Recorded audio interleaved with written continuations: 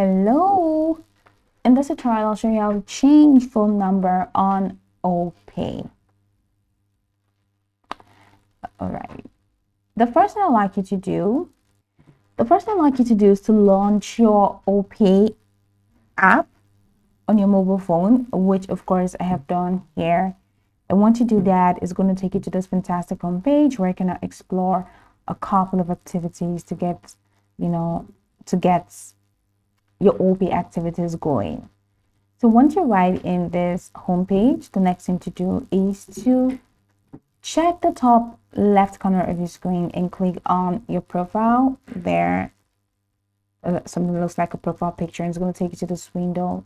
So in this window, you have your OPay account number, you have your account here, your full name, your mobile number, your nickname, gender, date of birth, email, and address.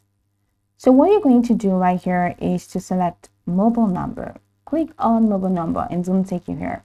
Now here is an on-screen information that you need to be acquainted with. You may update your phone number if you no longer use this number or have lost access to it. Now once you've updated your phone number, you'll no longer be able to use the previous number to access this account. It means you're creating a totally different account. Number two, your 10-digit OPay account number will be changed to your new number without the first zero. The new phone number will be used for login access, payment verifications, and for other purposes related to this account. Now, once your account is transferred to a phone number, it cannot be reversed. So go ahead and click on proceed and it takes you here. This is your current number, right? So enter your new phone number, and once you enter your new phone number, click on next. Once you click on next, it's just going to take you to the next step and just follow the processes.